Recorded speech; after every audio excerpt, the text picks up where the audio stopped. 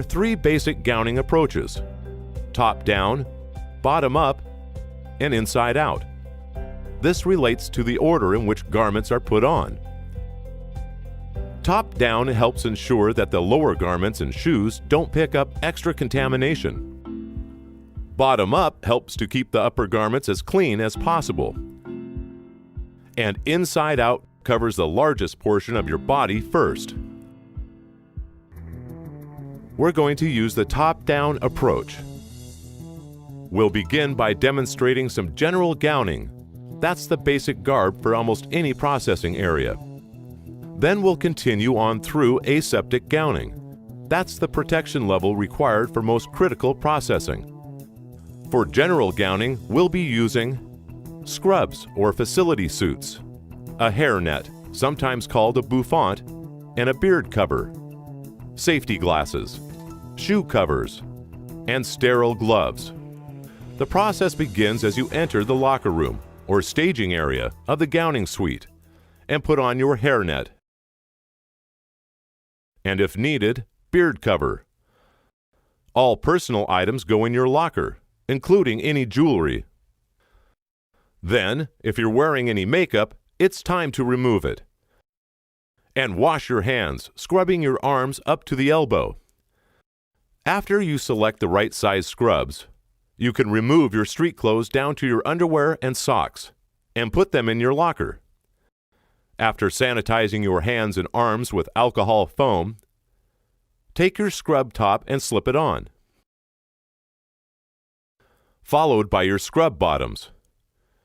Be sure to keep the garment from touching the bench, lockers, wall, and especially the floor. For some operations, it may be necessary to also don a lab coat at this point. If you're just doing general gowning for a grade D area, it would be time to put on your dedicated footwear and shoe covers. If you're gowning for aseptic operations, additional footwear will come later during Stage 2 gowning in the aseptic entry area. After washing your hands again, take a pair of sterile gloves and open the package without touching the outer surface of the glove. When you handle gloves with your bare hands, always contact the inside surface. Proper gloving technique requires practice, but it's a skill that aseptic technicians must use several times each day. We'll cover it in detail later.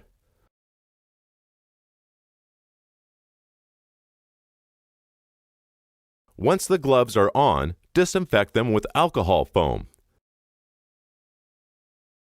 And then, after you've put on your safety glasses, you're finished. General or Stage 1 gowning is complete. We're ready to move on to aseptic gowning.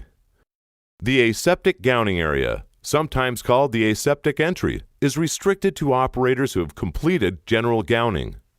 Before beginning, remove all gowning overwrap and other litter, throw it away, and then clean your gloves. The next person to gown will do the same for you.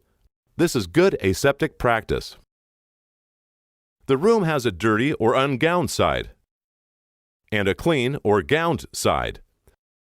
The sides are separated by a bench or a line, a clear reminder of the transition from ungowned to fully gowned. As you enter, your gowning supplies are right by the door. Each article is in a separate airtight overwrap and has been irradiated to maintain sterility. For Stage 2 gowning, you'll need sterile gloves, a hood, a face mask, coveralls in your size, clean room booties, and goggles. Once you've selected your garb, place it on the bench. Lay it out rather than stacking it so it doesn't slide off onto the floor. After disinfecting your gloves with isopropyl alcohol foam or spray, IPA, take your hood and open the overwrap. Handle the hood by its inside surfaces as you pull it over your head. And then spread it across your shoulders.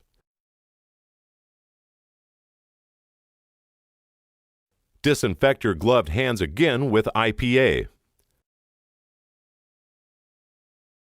And put on your face mask.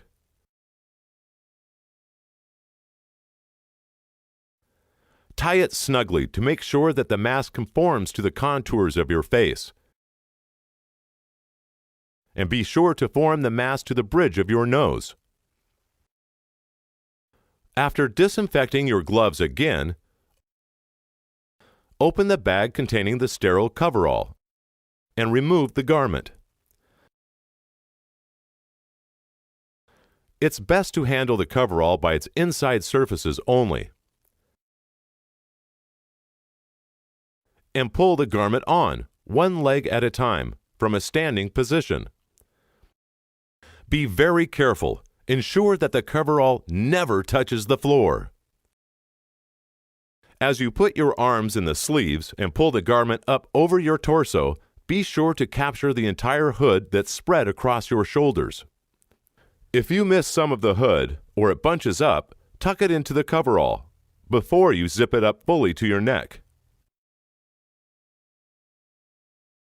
Disinfect your gloves again, and then sit on the bench to put on your footwear. Whether you're using dedicated footwear with shoe covers or just a provided clean room boot, the process is the same. Fully extend the instep strap that goes over the top of the foot, slide the buckle to the end, and snap the two parts of the buckle together. Then fold, gather, or roll the top of the boot to shorten it. Lift one